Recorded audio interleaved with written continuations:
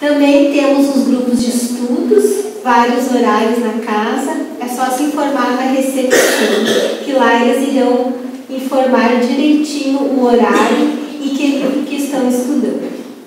Temos o atendimento fraterno, com passes, todas as terças-feiras às 14 horas. A evangelização aos sábados, os jovens às 14h30, bebês e crianças às 13h45. Aliás, às 15h45. Então, temos também a segunda-feira a palestra com o Walter, a lei de causa e efeito. E hoje é com o Wilson, que nos falará sobre perturbações espirituais. Perturbações espirituais. Este é o tema que abordaremos hoje. Mas antes de darmos início, desejo a todos nós que não estejamos nós perturbados nesse momento. Pelo contrário, que estejamos o máximo que possamos estar harmonizados, a fim de aproveitarmos melhor estes momentos que compartilharemos, de aprendizado, de reflexão em cima da abordagem que será feita. A nossa abordagem de hoje é quase que toda ela desta obra, pelo Espírito Manuel Filomeno de Miranda, psicografia de Divaldo Pereira Franco. Esta obra foi escrita em 2016, então algumas informações da época deveriam ser atualizadas, mas nós que acompanhamos o noticiário sabemos o que está acontecendo. Logo no começo, Manuel Filomeno diz que desejamos com a presente obra alertar os companheiros inadvertidos ou descuidados dos deveres espirituais assumidos antes do nascimento carnal, quanto às suas responsabilidades morais na condição de trabalhadores da última hora, comprometidos com os benfeitores da humanidade que neles confiam. Logo de cara, nós percebemos que a obra é direcionada especificamente para os espíritas, aqueles que estão já atuando como trabalhadores nesta obra. No entanto, se formos olhar mais aprofundadamente, vamos perceber que ela diz respeito a toda a sociedade, notadamente a sociedade cristã dos tempos atuais. Logo no primeiro capítulo, ele fala de uma nobre mensageira de estância superior. Não diz o nome, apenas menciona que é uma entidade que pertenceu às ordens das Clarissas, portanto, é uma organização dirigida por Francisco de Assis. E que ela veio aqui na Terra, nesta época, um pouco antes da narrativa, para dirigir o início de um trabalho que duraria 40 dias, de socorro a instituições espíritas que estavam num estado periclitante, de perturbação espiritual. Por isso, o título da obra. E essa equipe foi dirigida por Bezerra de Menezes. E entre eles se encontrava Manuel Filomeno de Miranda, que traz esclarecimentos a respeito do que aconteceram naqueles dias. E tem algumas coisas interessantes que nós anotamos aqui. Em um momento, no primeiro capítulo, ainda diz, repetindo as palavras dessa entidade espiritual que veio à Terra, diz assim: atormentados pelas paixões servis, isso os espíritas que estão no movimento espírita, alguns, não todos, transformam os núcleos espíritas que devem ser dedicados ao estudo, à oração, ao recolhimento dos sofredores, a santuário de comunhão com o mundo espiritual superior, em clubes, isso mesmo, em clubes de futilidades, de divertimentos, de comentários desairosos, de convívio para o prazer e lancharias comuns. Lancharia vem de lanche. Aí começamos a reflexionar. Será que essas informações dizem respeito ao nosso proceder? como nós nos comportamos na casa espírita. Nós entendemos que a casa espírita é um santuário, é um hospital onde socorrem-se os enfermos da alma e até mesmo do corpo. Nos comportamos como num hospital, num santuário? Ou muitas vezes fazemos da casa espírita um encontro, não que isso seja negativo, mas simplesmente um encontro de pessoas amigas, de parentes, e nos confraternizamos e não percebemos da importância da casa. Ao mesmo tempo, a obra nos alerta dos perigos a que as pessoas que assim nos comportamos incorremos. Mas mais do que isso, porque nós esquecemos muitas vezes os propósitos da casa e das tarefas que abraçamos, porque nós queremos cargos para a projeção pessoal e não encargos. Não nos damos conta da responsabilidade. A obra também diz que dentro do movimento espírita estamos reencarnados muitos daqueles que estávamos em esferas inferiores do plano astral, como uma última oportunidade, não que não tivéssemos tido antes, mas que as desperdiçamos, de nos reerguermos, de nos reequilibrarmos, de repararmos os equívocos cometidos no passado. Ao mesmo tempo em que nos reharmonizamos diante da própria consciência, auxiliarmos aqueles que nos observam, que ouvem as nossas predileções, aliás, as nossas pregações, mas mais que isso, que observam os nossos comportamentos. E agindo assim, ainda dominados pelos instintos primitivos, pela ânsia do poder, pelo descompromisso aprofundado da causa, nós incorremos nos mesmos erros praticados em outras experiências na carne, quando frequentávamos organizações religiosas, também cristãs, mas nas quais não cumprimos com a nossa tarefa. E por isso nós botamos antes a parte do Evangelho que fala dos trabalhadores das últimas horas, com o intuito de, antes mesmo de nós começarmos a expor o tema, já começarmos a reflexionar a respeito da importância dessa tarefa. Mas, como eu disse antes, isso não é só para os espíritas. Nós vamos perceber ao longo do desenvolvimento da nossa exposição que isso tem a ver também com a sociedade cristã. Porque diz essa mentora que falanges do astral inferior, perseguidas pelos cristãos ao longo da história, hoje se revoltam e procuram vingar-se, porque se entendem justiceiros, porque nos observam e percebem que nós fazemos o contrário do que pregamos. Nós falamos do perdão, da candura, da fraternidade, do amor, e nem mesmo dentro das nossas organizações religiosas, muitas vezes não conseguimos assim proceder. Quanto mais lá fora. E muitas vezes alguns dão vazão aos seus instintos inferiores, arrastando outros que vêm pedir socorro. Como eu disse, foi um trabalho que aconteceu em 2016, um pouco antes de 2016, por 40 dias.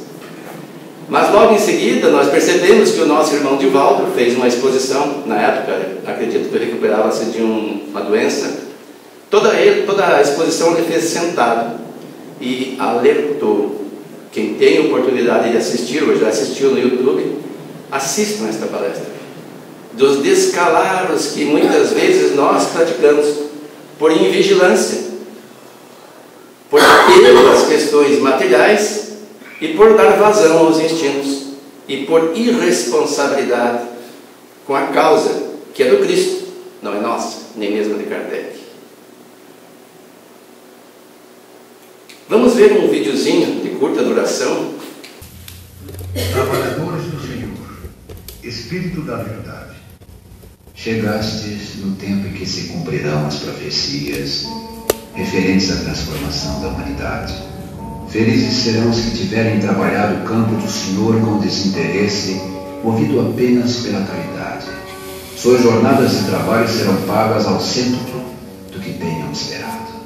Felizes serão os que houverem dito a seus irmãos: trabalhemos juntos e unamos os nossos esforços, a fim de que o Senhor, na sua vida, encontre a obra acabada. Por porque a esses o Senhor dirá: vinde a mim, vós que sois os bons servidores, vós que soubestes calar os vossos melindres e as vossas discórdias, para que a obra não sofresse. Mas infelizes os que por suas dissensões houverem retardado a hora da colheita, porque a tempestade chegará e eles serão levados com um turbilhão. Nessa hora clamarão: graça, graça. Mas o Senhor lhes dirá: por que pedis graça, se não tivestes piedade de vossos irmãos? Se vos recusastes a lhes estender as mãos, e se esmagastes o fraco ao invés de o socorrer? Por que pedis graça, se procurastes a recompensa nos prazeres da terra e na satisfação do vosso orgulho? Já recebestes a vossa recompensa de acordo com a vossa vontade. Nada mais tedes a pedir. As recompensas celestes são para aqueles que não houverem pedido recompensas da terra. Deus faz, neste momento, a enumeração dos seus servidores fiéis, e já marcou pelo seu dedo os que só têm a aparência do devotamento, para que não usurpem o salário dos servidores corajosos. Porque é a esses que não recuaram diante de sua tarefa que vai confiar os postos mais difíceis na grande obra da regeneração pelo Espiritismo. E estas palavras se cumprirão: os primeiros serão os últimos, e os últimos serão os primeiros no reino dos céus. Nós pegamos um vídeo, parte do filme O Nosso Lar, que retrata a obra de André Luiz, de discografia de Francisco Cândido Xavier, e colocamos a parte do Evangelho que fala sobre os obreiros do Senhor. E quem prestou atenção, e quem já leu, já estudou, ou já abordou esse tema em casa, no Evangelho no Lar, percebe que ele fala dos bons servidores, aqueles que souberam impor silêncio aos seus ciúmes, às suas discórdias, para que não houvesse dano à obra. Ele está falando dos bons servidores. Imagina daqueles outros que não estão enquadrados nesse grupo de bons servidores. Aqueles que viemos dessas regiões inferiores e que agora queremos ostentar poder, como se o poder tivéssemos, apenas dominando almas, conduzindo massas, muitas vezes ao desequilíbrio por posturas equivocadas. Então, meus irmãos, e quando nós percebemos alguém comportando-se de uma forma prejudicial à doutrina, o que fazer? O próprio Evangelho tem orientação.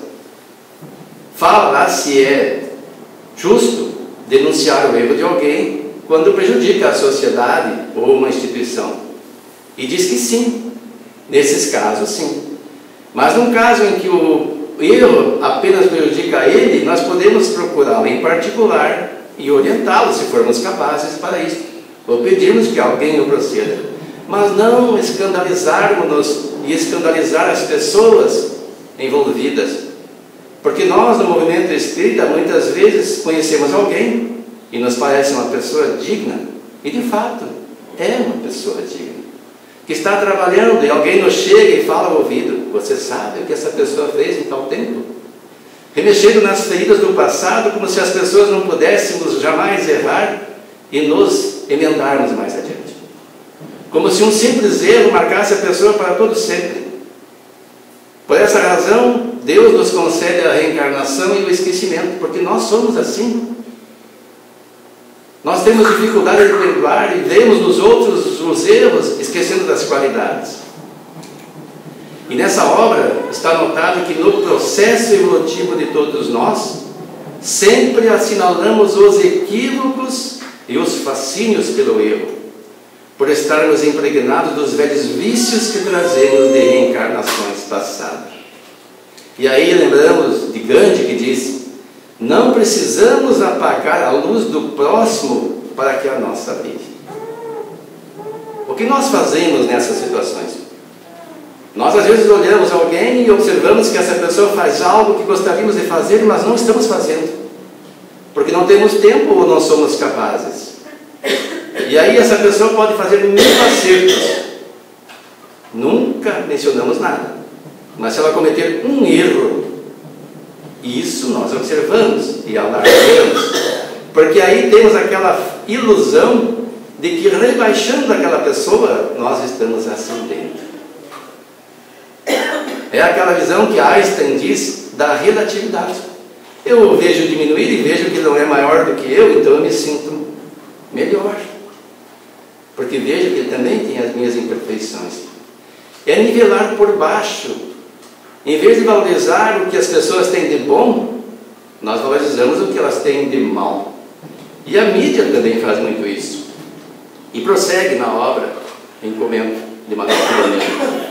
Felizes são todos aqueles que reconhecem a própria vulnerabilidade e tentam ser melhores hoje do que ontem, que buscam superar as más inclinações e, através dos mecanismos da austeridade e do bem proceder, vão se libertando das chagas morais que infelicitam, com a coragem de subir aos alcantis dourados da vida para respirar o puro oxigênio do amor e da caridade.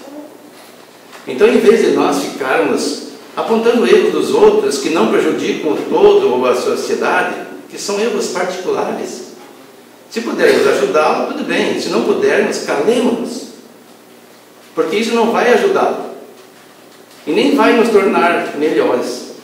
Observemos a nós próprios. Quais as nossas deficiências? E as temos muito. Se não as tivéssemos, não estaríamos aqui. O nosso planeta é um planeta, isso todo mundo diz e todo mundo sabe no movimento espírita, de provas e expiações. Quem é que está num planeta de provas e expiações? A não ser os raros missionários da história e alguns atuais, muitos desconhecidos, quase todos nós somos espíritos complicados com a própria consciência, doentes da alma, que estamos aqui em degredo para conseguirmos nos equilibrar através das duras experiências, reconhecendo que isso nos traz infelicidade e que as boas ações sim que nos felicitam e escolhermos o melhor. Mas enquanto ficarmos olhando os erros dos outros em vez de olharmos a nós próprios e de nos conhecermos, continuaremos em um ambiente igual a este, ou quem sabe pior. Porque a Terra, no conjunto, evolui. A sociedade evolui. Nós nos queixamos muito dos dias atuais, mas não nos detemos a olhar a história. A história é recente, não precisa ir muito longe. Quando nós evoluímos? Hoje os direitos de todos são reconhecidos, embora não alcançados ainda na plenitude, mas avança muito. Mesmo no Oriente, agora, recentemente, que as mulheres não tinham direito a dirigir em um determinado país, já conseguiram a autorização para dirigir. Embora aquelas lutadoras pela causa ainda continuem presas. Ainda temos que avançar, mas evoluímos muito. Isso que lá observamos hoje e condenamos acontecia na sociedade cristã. Até algum tempo, a Igreja Católica acreditava que as mulheres não tinham alma. A mulher não tinha direito a voto na sociedade até recentemente. Então há um avanço, há uma melhoria, mas ainda continuamos com grandes problemas pessoais que afetam o conjunto. E prossegue. No passado, os desafios aos espíritas procediam do mundo exterior, ou seja, havia a perseguição aos espíritas. No começo do século passado, ser espírita era tido como crime, porque o espiritismo não estava vinculado à religião e acreditavam que era feitiçaria, até presos eram. E alguém, pensando, percebeu que a religião dentro do Brasil, na época já era protegida pela lei. O culto religioso estava dentro da Constituição. E então o espiritismo se declarou uma doutrina religiosa e foi aceita como tal, e até hoje é protegida pela lei.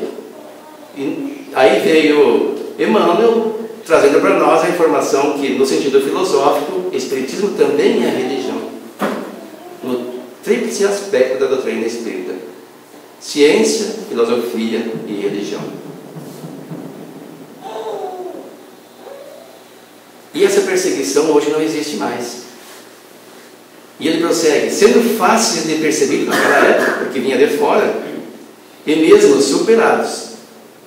Na atualidade, porém, a crueza da perseguição é de natureza interna, na intimidade das próprias instituições, por invigilância de alguns adeptos que não se permitem penetrar pelo conhecimento verdadeiro da doutrina. Adicionando-se essa fragilidade moral às perturbações provocadas, e eu destaquei inimigos invisíveis, que se comprazem em gerar conflitos, sobretudo trabalhando as imperfeições morais daqueles que lhes tomam como vítimas. Quem são esses inimigos invisíveis? Na obra diz, eu mencionei antes, que as vítimas do próprio cristianismo, notadamente os muçulmanos, na época das cruzadas, e alguns judeus que também foram perseguidos e dizimados, porque havia no pensamento cristão da época que eles, como haviam condenado Jesus à morte, mas não eram eles, eram pessoas do Sinédrio, deveriam ser punidos por isso. Então esses irmãos observavam aqueles que defendiam o Cordeiro utilizando o Evangelho de Jesus para fazer barbaridades. Quase 80%, ou algo em torno disso, das guerras acontecidas na história envolvem religião. Então, que cristãos somos nós? E com esse comportamento nós abrimos um campo vibracional que permite que esses inimigos do cristianismo ataquem. Eles objetivam desestruturar a sociedade cristã, atacando especialmente as religiões que orientam as pessoas, para depois implantarem o seu regime de poder num processo de vingança e de crueldade. E como fazem isso? Eles sondam as nossas imperfeições, as nossas tendências inferiores, que abrem brechas para as influenciações negativas. Nós vivemos em constante comunicação com o mundo espiritual. A nossa mente, quando adota um determinado padrão vibratório, entra numa frequência que permite que espíritos que também pensam na mesma frequência comuniquem-se conosco. Agora, enquanto estamos aqui reflexionando sobre as nossas vidas, o nosso padrão é mais elevado. O nosso mentor espiritual pode nos inspirar a como elaborar as ideias aqui veiculadas como formas de pensamento, fazendo uma análise do nosso proceder. E isso facilita nos conhecermos melhor. Mas quando nós nos comportamos daquelas formas desairosas que há pouco eu mencionei, esse intercâmbio salutar é prejudicado. Eles não nos abandonam, apenas não podem nos auxiliar, porque nós mentalmente nos afastamos deles e abrimos um campo para a atuação desses espíritos que querem se vingar.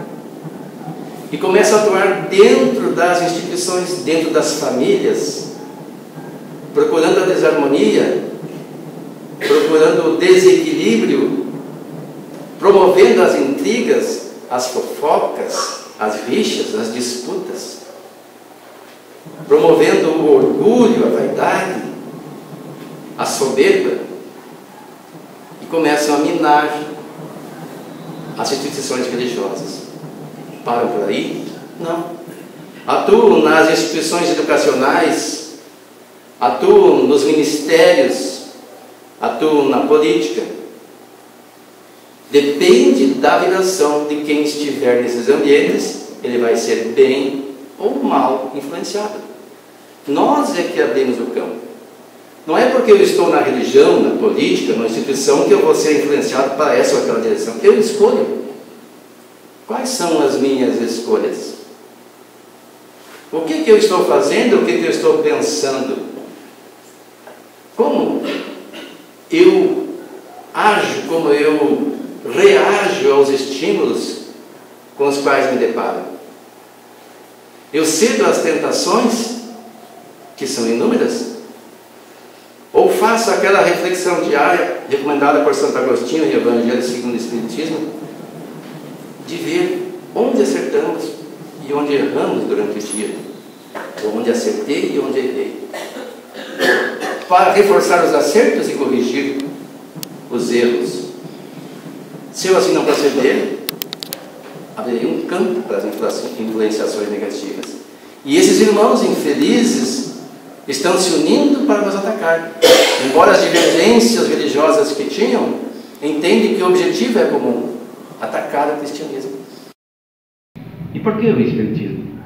Porque o Espiritismo é o Consolador que Jesus prometeu e que está trazendo o cristianismo puro, redivivo, relembrando aquilo que já havia sido esquecido, deturpado, e trazendo informações novas.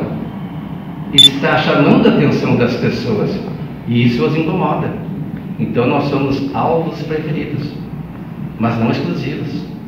Eles atacam todas as instituições cristãs para tentar derrubar os seus líderes. E prossegue em outro trecho: as instituições de qualquer porte devem manter relacionamentos fraternais de sustentação, a fim de se ampararem nos momentos difíceis, sempre preocupadas em fazer o melhor conforme os ensinamentos do Mestre, sem as infelizes competições muito do agrado do ego doentio daqueles que as constituem. Quem são aqueles que as constituem? Somos nós, dos diversos campos da sociedade. E muitas vezes nós constituímos mais de uma instituição religiosa, uma instituição de trabalho, uma instituição do clube, por exemplo, uma organização qualquer. Em algum lugar nós estamos incluídos, atuando, ou a instituição familiar. E muitas vezes nós procuramos nos isolar, achamos que somos os donos da verdade e temos dificuldade de nos relacionarmos com os outros, notadamente as outras instituições. Há uma competição entre as instituições de uma própria denominação religiosa, e o que dizer de outras. Nos nossos grupos de estudo, às vezes nós debatemos as reações que apresentamos quando convidados, por exemplo, para auxiliar uma outra instituição de uma outra corrente religiosa cristã para fazer a caridade, porque nós pensamos: mas ele não é espírita, essa instituição não é espírita, mas e daí? A caridade não tem religião. Jesus deu o exemplo do samaritano, que era tido por herético pelos judeus, pelo próximo, do próximo. Então nós temos que nos aproximar. Divaldo Franco faz um trabalho incrível chamado Movimento Você e a Paz. Parece que é esse o nome, né? Alguém me corrija se estiver equivocado. Todo ano ele reúne-se com pessoas das mais determinadas religiões, inclusive com autoridades políticas, e faz um trabalho em praça pública para aqueles que já vêm para o ambiente adequadamente preparado e outros que estão passando, se interessam. E os efeitos são incríveis. É um culto ecumênico da paz, do cristianismo puro, do verdadeiro cristianismo. E muito mais dentro das próprias instituições de uma determinada corrente de pensamento, nós temos que nos aproximar. No Espiritismo existem as uniões municipais espíritas, as federativas, as regionais, e nós temos que estar integrados, porque essas instituições, com esses nomes, não são essas instituições, somos nós que as formamos. E se nós não concordamos com algum procedimento delas, temos que estar integrados para declinar o nosso ponto de vista, porque é preferível que nós estejamos juntos mesmo no erro do conjunto do que acertarmos sozinhos, já dizia Divaldo Franco. Se nós acertarmos sozinhos, o erro vai continuar. Então temos que estar juntos para externar o nosso ponto de vista e vermos se de fato nós temos razão no modo de ver e de proceder, ou se eles é que estão, o grupo, com a razão. e juntos avançarmos. Porque ainda bem que não existe uniformidade de pensamento, de ideias. Porque se todos nós pensássemos iguais, nós não avançaríamos. Estacionaríamos. As divergências que nos fazem avançar. Mas infelizmente, nós, como eu já frisei, só enxergamos os pontos negativos. Precisamos mudar de visão. Mudar o ponto de vista para que as coisas aconteçam. O Espiritismo é doutrina eminentemente cristã, fixada nos postulados exalados pelo Mestre Jesus, devendo os seus adeptos estar vigilantes, a fim de que os pruridos da vaidade, da presunção, do orgulho não os dominem. Toda edificação que tenha deficiência na sua base está sempre ameaçada de ruir. Assim, devem ser considerados os labores espirituais que deverão reger as consciências humanas do porvir, construídos na lealdade de princípios e de conduta com os seus membros profundamente vinculados à oração, à vivência dos pensamentos saudáveis, não dando campo mental à futilidade nem às cruezas desse momento aflitivo. Porque esse momento que passamos é o mais importante das nossas reencarnações na Terra. Ele é decisivo. Aqueles que não nos coadunarmos com o mundo regenerado, não poderemos retornar a reencarnar aqui. Seremos recambiados por sintonia vibracional a um mundo inferior, onde os espíritos mais atrasados comportam-se de uma forma mais embrutecida. E com aquilo que já aprendemos, poderemos auxiliá-los lá, se para lá formos, mas com grande sofrimento. Como tem acontecido ao longo da história da humanidade terrena, entre aqueles degredados de capela que para cá vieram, ou viemos, se estivermos incluídos entre eles, uma forma de degredo, auxiliando o progresso do planeta, mas com grande sofrimento. Queremos isso para nós? É claro que não. Todo mundo quer o melhor, quer a felicidade, toda a nossa ação é nesse sentido. Mas nós confundimos a felicidade verdadeira com os prazeres momentâneos, fugidios, que dizem mais respeito aos sentidos materiais, carnais, do que a própria essência que somos nós, a consciência, aquele que observa, aquele que age, aquele que analisa, aquele que decide. Então nós temos que ter pensamentos saudáveis e vivenciarmos esses pensamentos. Porque se nós fixarmos por muito tempo uma ideia deletéria, podem ter certeza que mais cedo ou mais tarde ela se materializa. E se nós alimentarmos pensamentos positivos, eles também materializar-se-ão. A matéria, a ciência já provou, é energia condensada que fica por um determinado tempo nesta forma, para depois retornar à sua origem, e assim sucessivamente.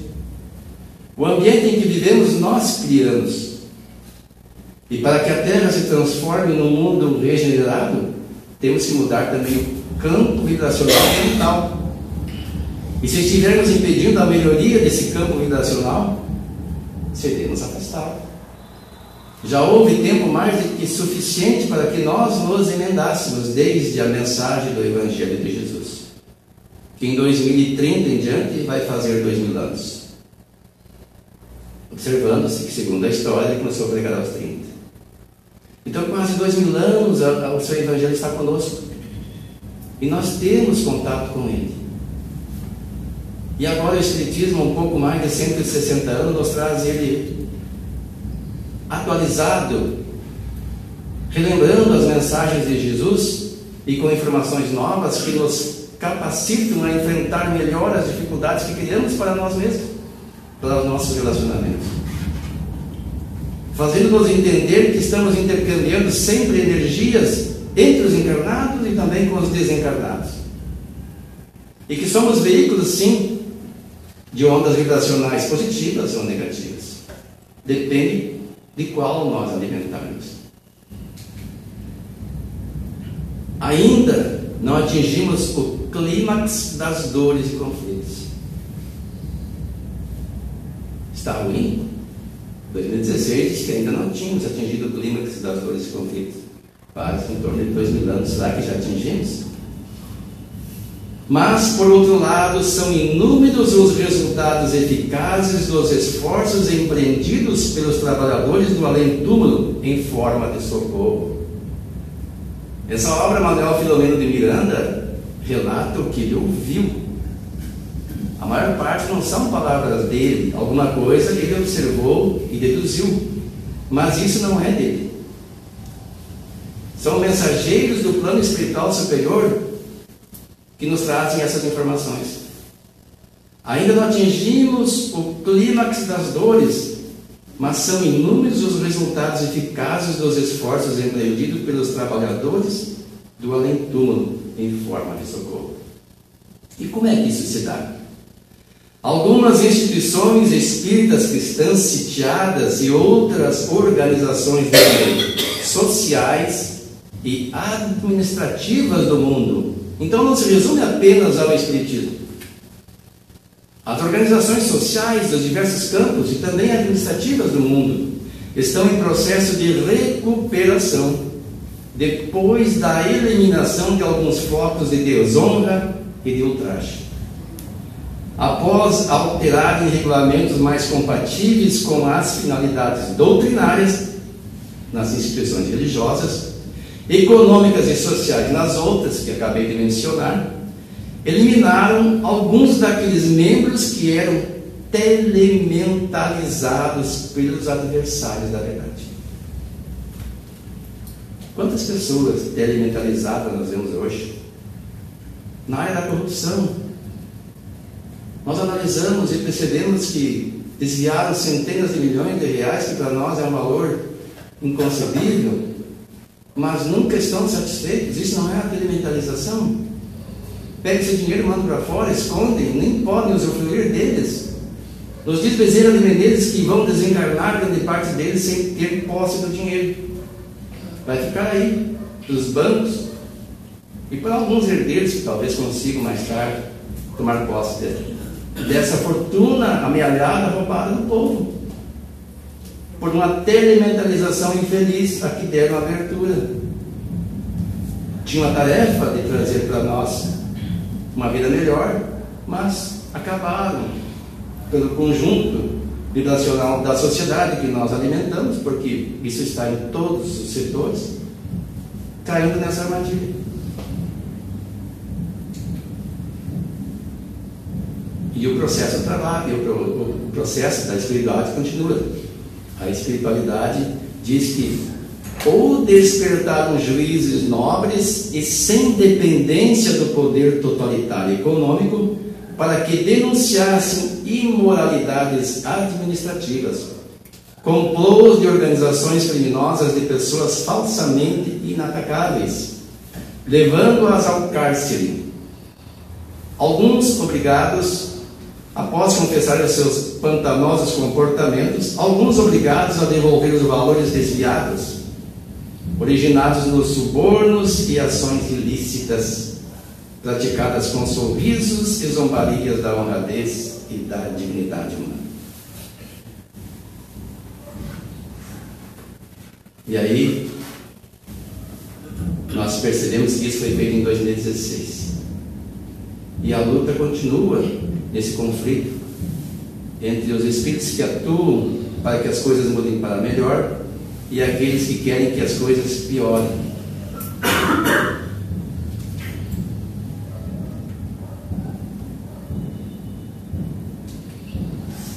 A onda de tentativa de moralização dos governantes incapazes e protegidos por negociações partidárias, demonstrando-lhes os vícios e extravagâncias administrativas com os furtos ultramilionários, é também obra dos honoráveis espíritos encarregados de trabalhar nesse mistério.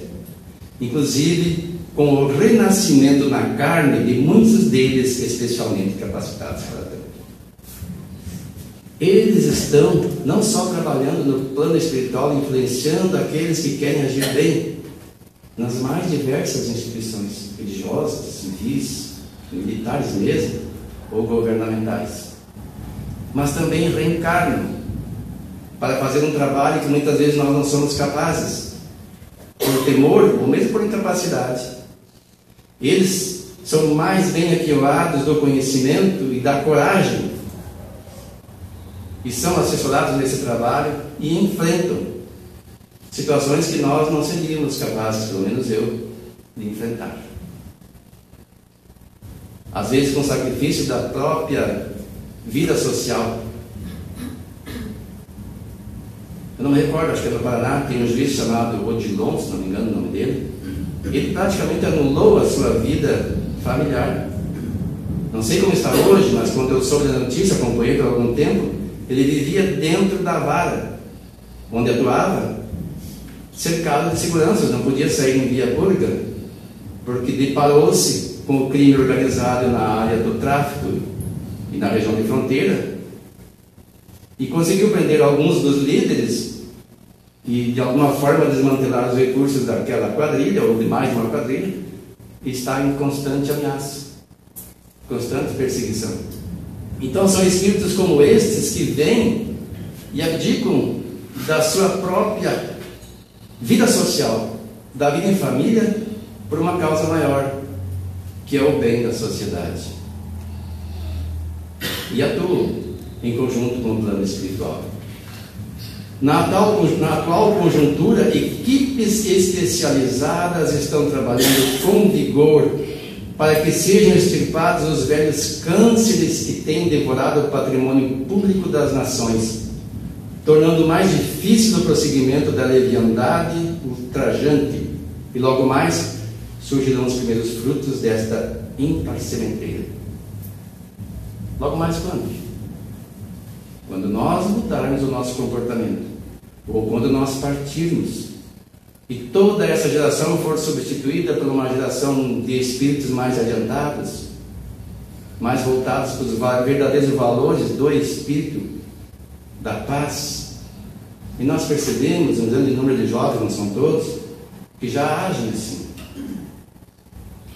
que procuram a justiça verdadeira. Alguns ainda não se encontraram, mas lá, um pouco antes dos 30 anos, são notadamente os índicos, eles se encontram quando bem orientados e fazem a diferença. Isso já acontece desde o começo da década de 1970. Muitos deles hoje estão adultos e são esses que estão atuando para a mudança do planeta. E aí nós veremos um mundo diferente, um mundo em que as coisas serão aquelas que nós almejamos para um mundo de regeneração, onde nós vamos perceber, não sei se consigo rodar esse videozinho aqui, para que nós possamos falar. Porque o que é um mundo de regeneração? É um mundo em que nós imaginamos que o direito de todos seja preservado. E o direito de todos é de todos mesmo. Não são só os nossos direitos, é o direito de toda a vida na Terra. Porque a sociedade consumista que nós criamos, que vive num hedonismo desenfreado, como única meta a busca do prazer, muitas vezes não nos damos conta que o nosso prazer é o sofrimento dos nossos irmãos menores, os animais. Hoje em dia, para comer um salgadinho, a embalagem é de isopor coberta por um plástico. É barato, fácil de adquirir. Consumimos aquele alimento industrializado e jogamos fora esta embalagem sem os maiores cuidados que deveríamos ter. E as reportagens estão aí mostrando os danos causados à natureza, principalmente nos oceanos, nos rios. Mas, como eu disse, espíritos iluminados estão nascendo na Terra em todos os campos de atuação da sociedade. E aí nós começamos a perceber alguns cientistas jovens que estão descobrindo um plástico feito de algas que é digerível. Nós já temos água embalada nesses plásticos. A pessoa põe com uma embalagem toda na boca e mastiga, bebe a água e engole o plástico, que não é um plástico, é algo que o substitui. Então as coisas aos pouquinhos estão melhorando, o mundo está vindo com novas tecnologias que solucionarão os problemas que nós geramos.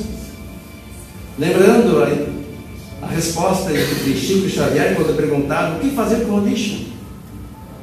E foi-lhe dito: aqueles que sujaram terão que limpar. E esses espíritos vêm para nos auxiliar, reencarnados conosco. Talvez nem precisasse mais reencarnar na Terra, mas vêm nos auxiliar. Alguns na área da religião,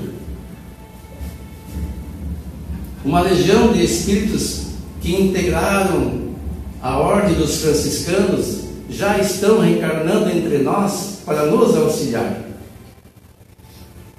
No Espiritismo e em outras religiões. E mais tarde, o próprio Francisco de Assis virá à Terra. Claro que não com esse nome, não será identificado como tal. Para fazer uma revolução tão grande dentro do movimento religioso como aquela que aconteceu um pouco mais de um século e meio. Dentro do cristianismo. Fazendo com que nós possamos aos poucos reconhecer que estamos integrados como um todo e que Deus é Pai de tudo que existe, inclusive dos minerais. E quando nós assim começarmos a agir respeitando a natureza, os desastres que hoje nos afligem serão em menor quantidade, não deixarão de existir, porque o mundo de regeneração não é um mundo ditoso nem sublime, mas um mundo bem melhor, em que o amor imperará em lugar do ódio que hoje existe. E as instituições espíritas, com toda a luz que recebe da doutrina, com todo o auxílio que vem do alto pela inspiração da mediunidade ostensiva ou inspirada, é um veículo excepcional para esse fim. Porque faz-nos ver que a vida espiritual e material não estão separadas. E que nós somos um conjunto, espírito e matéria. Estamos na matéria através do nosso perispírito que sobrevive à morte desse corpo. Mas que para esse corpo viver aqui precisamos da harmonia do meio ambiente.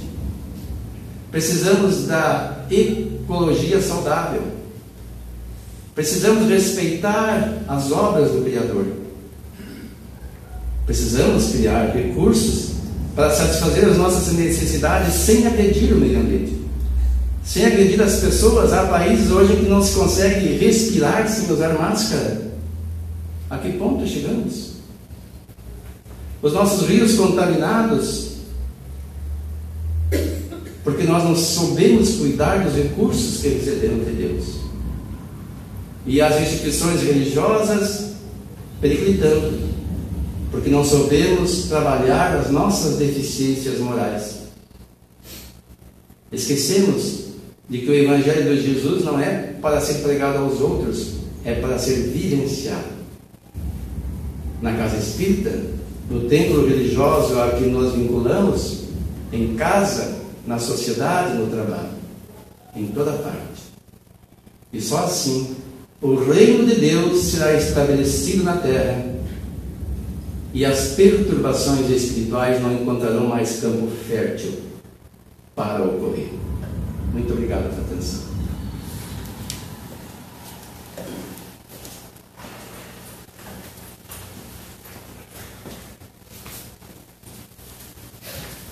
Agradecemos o Wilson pela palestra e convidamos os nossos irmãos para fazermos a prece final.